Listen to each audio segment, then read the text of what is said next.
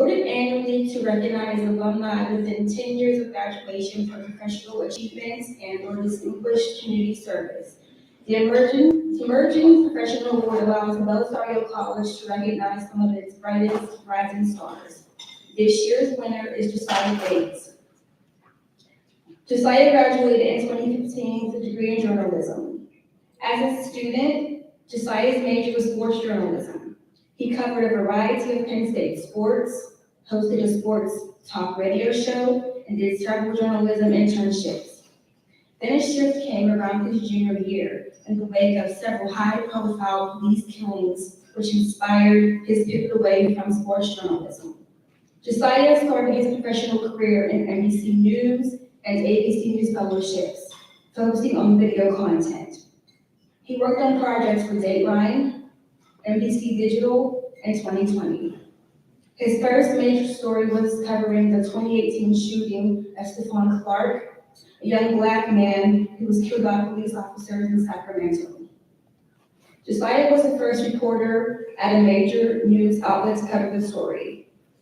Josiah went on to land a reporter position at Time Magazine in 2019, where he went on the criminal justice beat, reporting hundreds of stories on gun violence, criminal justice, policies around the country.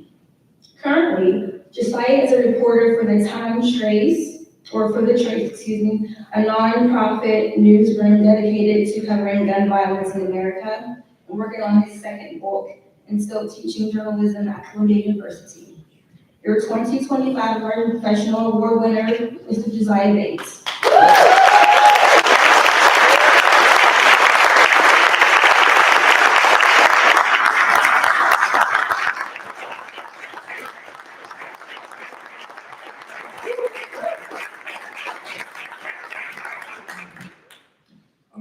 Thank you guys so much. It's truly an honor to be up here to accept this award. Unfortunately, I have to start here because I made this trip back to Penn State from Ann Arbor, where I recently relocated. It's getting late. For the time being, I'm living in enemy territory, and I won't lie, Ann Arbor is a pretty nice city. But out of respect for my alma mater, I make a point to regularly wear Penn State gear.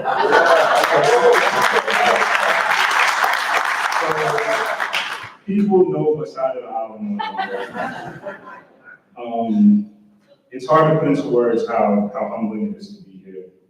I want to thank the Belisario College of Communications and the Alumni Board for this honor.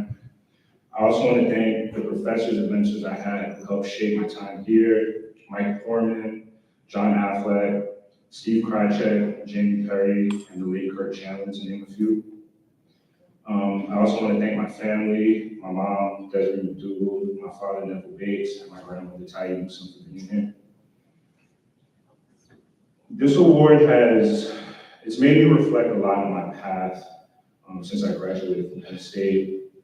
In a moment of transparency, I don't spend a lot of time celebrating accomplishments. I usually move on quickly to the next goal, or I spend too much time dwelling on things that I could have done better.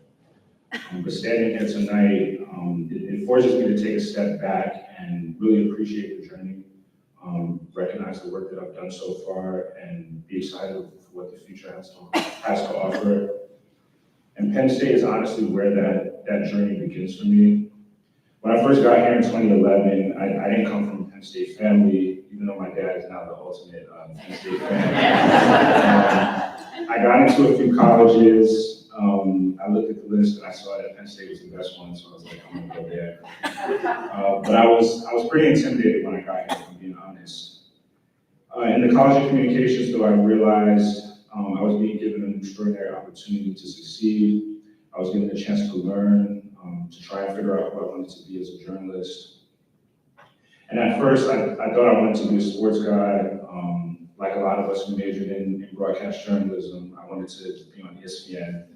I joined student-run outlets, covered Penn State sports. I interned with the local ESPN radio station out here, and of course, I was part of the Curley Center. But my junior year, the country was really wrestling with some some serious questions about criminal justice and policing and social inequality. And I felt myself being pulled towards those topics, not just because they dominated headlines, but also because my own family has lived through some of those same realities. That personal connection made the topic feel more urgent to me. Still, even as my interest shifted, I wasn't sure I had the skills or the voice to cover something so complex. And I'll never forget one of the first conversations I had with John Affleck. I told him that I wanted to pivot to criminal justice issues, but that I didn't really feel like I had the skills to do so. And he told me, you've been learning how to report. The subject matter can change, but your fundamentals won't.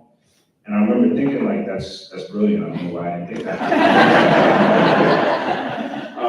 But that was a turning point for me because that was the foundation of everything I've done since, from covering criminal justice to writing about communities that are often ignored. A lot of that started right here at Penn State. I don't get those opportunities without this place. Penn State didn't just teach me how to report, it gave me the confidence to chase the kind of stories I wasn't sure I was ready to tell. It gave me the opportunity to grow, to make mistakes, to persist and stay committed to my craft, and more importantly, to stay committed to the truth. And that's why I need to say this. Journalism is under attack right now. It's as important as it's ever been in my lifetime. So my message to the leaders in here is to keep training the students, keep giving them the opportunities and the tools to report fearlessly, to tell the stories that matter, and to speak truth to power when it's the hardest. Because the future of the profession and the power of the stories that will shape our world depend on